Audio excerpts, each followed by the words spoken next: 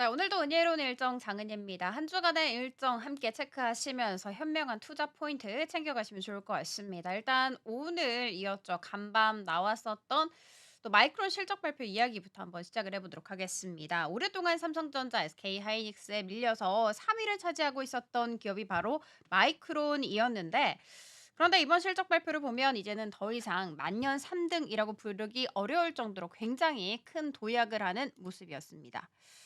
자, 일단 역대 최대치를 기록했다라는 소식이었죠. 그런데 이게 단순한 회사 이야기로 끝이 나는 것이 아니고 SK하이닉스, 삼성전자 나아가서 우리나라 반도체 산업 전반에도 매우 중요한 신호를 주고 있는 내용이라서 오늘 발표에는 이걸 중심으로 해서 하나씩 쉽게 풀어드리도록 하겠습니다.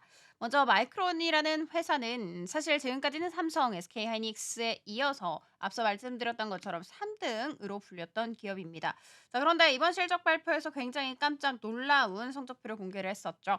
2025 회계연도 3분기 그러니까 올해 3월부터 5월까지 실적을 발표를 했는데 매출은 12조 6천억 원, 영업이익은 3조 3천억 원을 기록을 했습니다. 매출 같은 경우에는 전년 동기 대비해서 36.6% 증가를 했고 영업이익은 무려 164.6% 폭증을 했습니다. 거의 이익만 2배 넘게 뛴 거죠.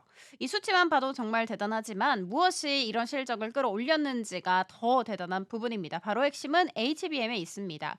고대역폭 메모리이죠. 이게 요즘 반도체 업계에서 가장 핫한 제품인데 특히 AI 산업이 폭발적으로 성장을 하면서 AI 가속기, 슈퍼컴퓨터, 데이터 센터 같은 곳에서 일반 메모리보다 훨씬 빠르고 용량이 큰 메모리가 필요한데 그게 바로 이 HBM입니다. 마이크론은 이 HBM을 엔비디아나 AMD 같은 AI 칩 회사에 공급을 하고 있습니다. 엔비디아는 지금 AI 시대를 이끌고 있는 가장 대표적인 반도체 기업이고 AMD에도 그에 못지않게 AI 가속기 시장을 두드리고 있죠.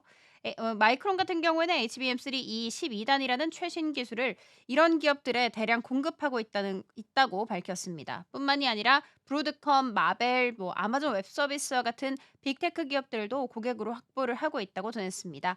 HBM 매출이 전분기보다 50% 증가를 했고 전체 디램 매출은 71억 달러, 약 9조 6천억 원에 달했습니다.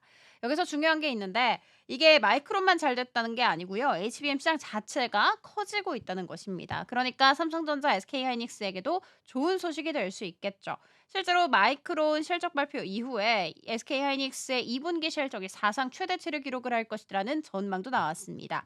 지금까지 HBM 시장에서 SK하이닉스가 거의 독보적인 선두였습니다. 그리고 SK하이닉스는 이번에 미국의 장비 회사인 어플라이드 머티리얼즈를 제치고 반도체 시가총액 세계 10위 안에 들어왔습니다. 삼성전자도 아직 HBM 경쟁력 면에서 조금 뒤처졌다는 이야기가 있지만 하반기부터는 실적 회복세를 그릴 것이라는 전망이 우세한 상황입니다. 자, 그러면 마이크론 이야기로 다시 돌아가서요. 이번에 발표한 내용들을 살펴보면 HBM 점유율이 전체 D램 점유율 수준까지 올라갈 것이라고 말했습니다. 이게 무슨 말이냐면 그동안 D램은 전통적인 메모리 시장에서 가장 중요한 제품이었는데 이제는 HBM이 그만큼의 비중을 차지할 만큼 커질 수 있다라는 부분입니다. 그 시점을 마이크론은 올해 하반기로 내다봤고요. 점유율은 23%에서 24% 수준까지 간다고 했습니다. HBM이 주류 제품이 된다는 뜻이고 이 시장에서 누가 먼저 자리를 잡느냐에 따라서 반도체 기업들의 판도가 확 바뀔 수 있다는 것을 의미합니다. 마이크론은 여기에서 그치지 않고 생산 설비 그러니까 팹도 좀 증설 중에 있습니다. 공장이 완전히 가동되기 시작하면 생산량에서도 이제 삼성전자와 SK하이닉스 못지않게 따라올 수 있다는 거죠. 마이크론 SEO는 지금은 아직 생산량이 적지만 기술 사용 면에서는 우리가 선두라고 자신 있게 말했습니다. 그리고 생산 수율에 대해서도 말을 했는데 쉽게 말해서 수율이라는 것은 좀 만들었을 때 합격품이 얼마나 나오냐 하는 비율인데 이것도 점점 좋아지고 있다고 밝혔습니다. 자, 그리고 결정적으로 HBM4 그러니까 현재보다 한 세대 더 진화한 고사양 메모리도 샘플링을 시작했다고 했습니다. 여기서 샘플링이라는 것은요. 테스트용으로 제품을 고객한테 보내서 시험을 하는 것을 의미를 하죠. 즉 HBM4는 이미 시험 생산 중이고 내년에는 양산할 계획이라는 겁니다. 이 소식은 경쟁사들 삼성과 하이닉스에게는 상당한 자극이 될 수밖에 없습니다. 지금까지는 HBM은 SK하이닉스가 압도적이다. 삼성은 뒤처졌다. 마이크론은 3등이라 큰 걱정 없다라는 인식이 굉장히 많았는데 이제는 3등이라고 안심할 수 없는 상황이 되어버린 것입니다. 자, 여기까지 오늘 발표 내용 정리해보면 이렇습니다. 첫째, 미국 마이크론이 역대급 실적을 내면서 메모리 반도체 시장에 큰 변화를 예고를 했다는 점. 둘째, HBM이 AI 시대 핵심 반도체로 떠오르면서 마이크론은 물론이고 하이닉스, 삼성전자 모두에게 중요한 전쟁이 됐다는 부분. 셋째, 마이크론이 HBM3 공급에 이어서 HBM4까지 준비 중이라는 점에서 기술 선두 경쟁이 심화되고 있고, 이로 인해서 국내 기업들도 더욱 속도를 내야 한다는 부분입니다. 자, 마지막으로 이 모든 변화는 단순히 기업 실적을 넘어서 우리나라 반도체 미래 경쟁력과 연결되는 부분이기 때문에 우리가 계속해서 주목을 해야 하고 분석을 해야 한 주제라는 것입니다. 앞으로 삼성전자와 SK하이닉스가 어떻게 이 흐름에 대응을 할지, 그리고 마이크론이 어디까지 치고 올라올지 관심 있게 지켜봐 주시면 좋겠습니다. 자, 그러면 일정 하나씩 체크해 보도록 하겠습니다. 앞서서 마이크론에 대해서 하나 짚어드렸었고요. 그리고 금요일 미국 PCE 물가지수 예정이 되어 있습니다. 그리고 6월 최종 미시간대 소비자 심리지수, 소비자 기대지수, 기대 인플레이션까지 예정이 되어 있고요. 월요일 같은 경우에는 시카고 PMI, 그리고 댈러스 연준 제조업 활동과 더불어서 중국에서 6월 제조업 서비스 PMI, 독일에서는 소비자 물가지수 YOY 기준으로 발표된다는 부분 알려드리면서, 자, 이렇게 일정 쭉 한번 들어봤으니까요. 여기에서부터는 좀 중요한 이슈, 지금 현재 회자되고 있는 이슈에 대해서 세 가지 추가적으로 한번 알려드리도록 하겠습니다. 자, 먼저 상법 개정에 대해서 이야기해 보도록 하겠습니다. 7월 4일을 기점으로 좀 윤곽이 드러날 것으로 알려졌는데, 한국 주식시장과 최근의 정치 변화, 그리고 앞으로 기대되는 것에 대해서 해보도록 할게요. 자, 일단 대통령 선거가 주식시장과 어떤 관계가 있을까라는 질문으로 시작을 해보도록 하겠습니다. 사실 대부분의 사람들은 좀 선거와 주식시장이 별로 관심이 없다, 관련이 없다라고 생각을 하긴 하지만, 이번 대통령 선거는 한국 주식 투자자들에게 굉장히 특별했습니다. 왜냐하면 이번 대선 결과가 한국 주식시장에 제값을 못하고 있었던 문제, 바로 코리아 디스카운트를 해결해 줄 수 있는 중요한 계기가 될 수 있을 것이라고 봤습니다. 이야기를 시작하기 전에 먼저 한 가지 지표를 먼저 이야기를 해보자면, 이재명 대통령이 당선되기 직전에 코스피 지수 같은 경우에는 2,500에서 2,600포인트 수준이었습니다. 그런데 대선이 끝나고 얼마 되지 않아서 3,000포인트 넘어서기도 했었죠. 거의 15% 넘게 오른 것인데, 이건 같은 시기에 우리나라 같은 경우에는 좀 다른 나라 증시보다도 훨씬 더 높은 수익률이라고 보시면 됩니다. 자, 이런 현상은 단순히 우연이 아니겠죠. 만약 많은 투자자들이 이제는 좀 뭔가가 달라질 수 있겠다라는 기대감을 갖기 시작했다라고 보시면 됩니다. 이재명 대통령은 대통령 후보 시절부터 시작을 해서 좀 본인이 직접 주식에 투자를 하면서 자본시장 개혁에 힘을 쓰겠다라고 약속을 한 바가 있습니다. 특히 자본시장 개혁이 중요한 이유는요. 지금까지 한국 주식이 낮은 평가를 받아왔던 지배구조 문제, 낮은 배당, 주주 환원 부족 같은 근본적인 문제들과 연결돼 있기 때문입니다. 그럼 자본시장 개혁, 구체적으로는 어떤 변화를 말을 하는 것일까? 가장 핵심적인 변화는 바로 상법 개정입니다. 그중에서도 이사의 충실 의무를 주주에게 확장하는 것이 핵심입니다. 이사의 충실 의무라는 것은 회사 경영진이 회사의 주주의 이익을 위해서 성실하고 정직하게 의사결정을 해야 한다는 법적 책임입니다. 지금까지는 이 책임이 명확하지 않았기 때문에 경영진이 회사를 자신들만의 이익을 위해서 운영을 한다 해도 처벌이나 제재가 거의 없었습니다. 그런데 이 충실 의무가 법으로 강화되고 그 대상이 주주 전체로 확대가 된다면 이사들이 함부로 회사를 자기 마음대로 운영하지 못하게 됩니다. 투명하고 책임 있는 경영이 이루어질 수 있고요. 그만큼 투자자 신뢰도 높아지고 결국 주가에는 긍정적인 영향을 미치게 되는 것이죠. 자, 이런 기대감을 실제 숫자로 설명을 한 보고서가 있습니다. 바로 미래에셋증권의 퀀트 투자 보고서인데, 이 보고서에 따르면 지배 구조가 개선된다면 한국 증시 같은 경우에는 10%에서 20%까지 상승할 수 있다고 했습니다. 코스피의 PBR은 0.93배입니다. 쉽게 말해서 이게 1배에서 1.1배까지 오를 수 있다는 것입니다. 자, 더 쉽게 말하자면 한국 주식은 지금 10,000원짜리 자산을 가진 회사가 9,300원에 거래가 되는 상황입니다. 근데 지배구조가 더 좋아지게 되면 이 회사가 정당한 가격인 10,000원 이상으로 평가를 받을 수 있다는 거죠. 자, 보고서는 또 이러한 변화가 ROE와 COE에 영향을 미친다라고 설명을 합니다. 여기서 ROE라는 것은요, 기업이 자기 자본을 얼마나 효율적으로 써서 돈을 벌어들이는지 나타내는 지표이고, COE 같은 경우에는 투자자가 감내해야 할 위험의 수준을 의미를 합니다. 예, 보통은 ROE가 COE보다 높아야 주가가 잘 오르겠죠. 그런데 한국 같은 경우에는 COE가 이상하게 낮게 평가돼서 PBR도 1.0 미만으로 저평가된 상황입니다. 보고서에 따르면 과거 10년 기준으로 지배구조가 COE에 미치는 영향은 약 6% 수준이었고, 이걸 최근 5년으로 좁혀보면 영향력은 더 커져서 20%까지 주가가 상승할 수 있다는 결론도 나왔습니다. 즉 단순 계산으로 보자면 현재 코스피 2970에서 PBR 1.1배인 코스피 3420선까지 약 15% 이상 상승 가능하다는 것이죠. 자, 여기서 필자는 한 가지 더 강조를 하고 있습니다. 보고서에서는 ROE 개선 가능성을 조금 보수적으로 잡았다는 부분입니다. 하지만 실제로는 더 큰 변화가 가능하다고 봅니다. 왜냐하면 ROE는 단순히 조달 금리가 낮아져서 개선되는 것뿐만이 아니라 배당이 늘어나고 자본이 효율적으로 배분되는 구조로 바뀌면서도 또 충분히 높아질 수 있기 때문입니다. 한국은 대표적으로 낮은 배당 문화를 가진 나라입니다. 현재 배당 성향은 약 29%인데요. 이는 미국, 유럽, 일본, 대만 등 주요국들보다도 훨씬 더 낮은 수준입니다. 기업이 돈을 벌고도 주주들에게 돌려주지 않고 쌓아두는 경우가 많았던 것이죠. 자, 그 결과 기본 자본의 또 효율성은 낮아지고 주가도 정체돼 왔던 것입니다.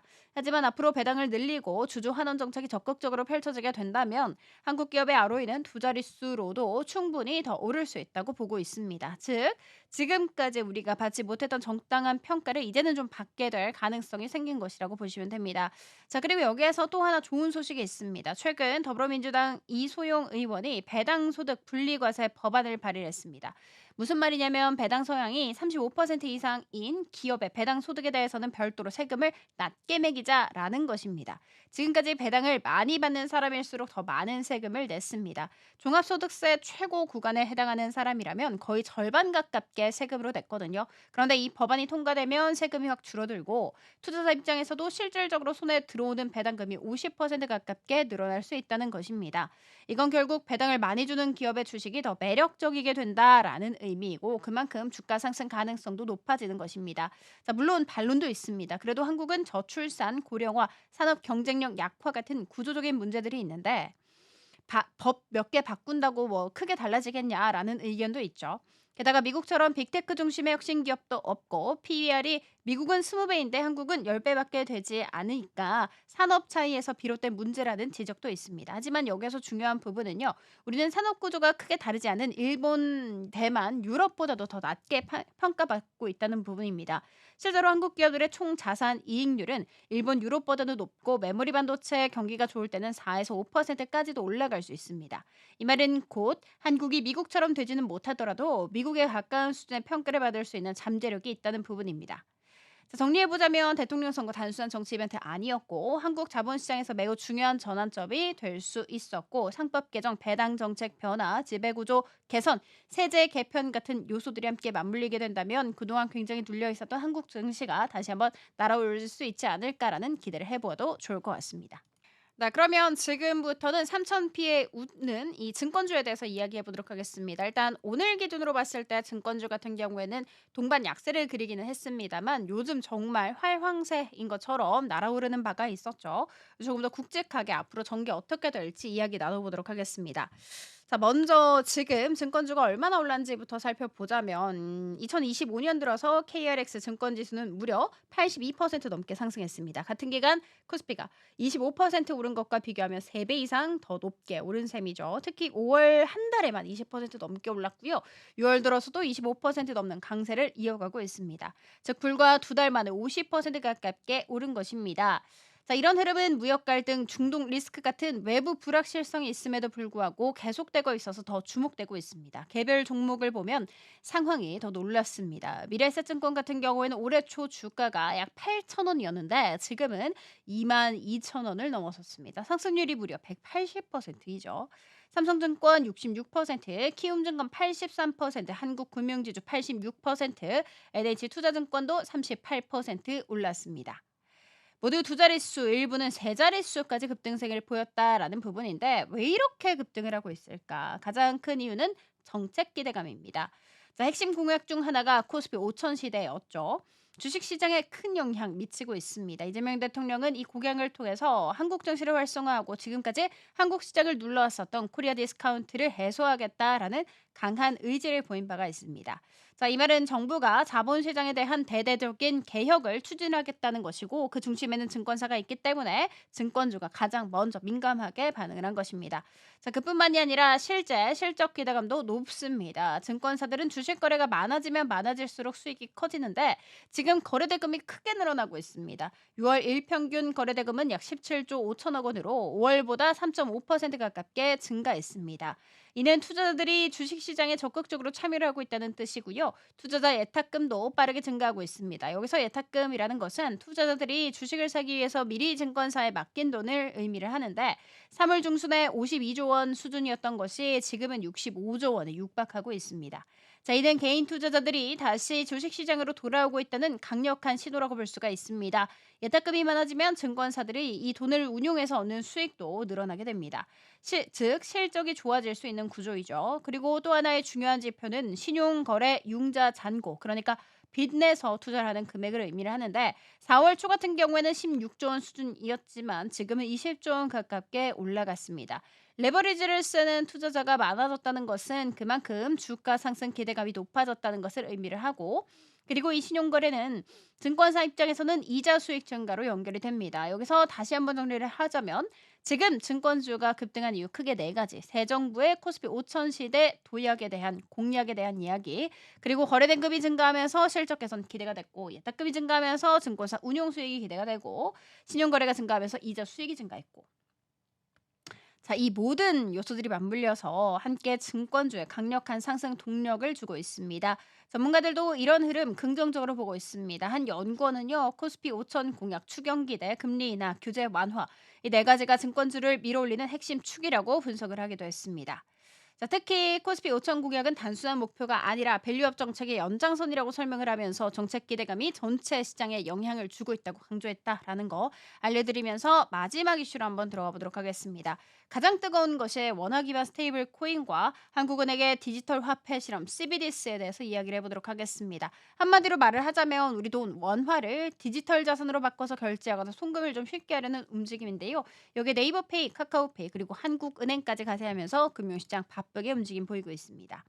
스테이블 코인이라는 것은 말 그대로 가격이 안정적인 코인입니다. 비트코인처럼 오르락 내리락 심한 게 아니고 딱 우리나라 원화처럼 1코인은 1,000원 이런 식으로 고정되도록 설계가 되어 있습니다. 그런데 이제 네이버페이와 카카오페이 같은 이런 국내 대표 간편 결제 기업들이 이 원화 스테이블 코인을 만들겠다고 나선 것입니다. 자, 먼저 카카오페이는 이달 중순 RW, KPW, KP 같은 이름으로 무려 18건이나 상표를 등록을 했습니다. 카카오뱅크도 비슷한 상표를 12건이나 냈고요.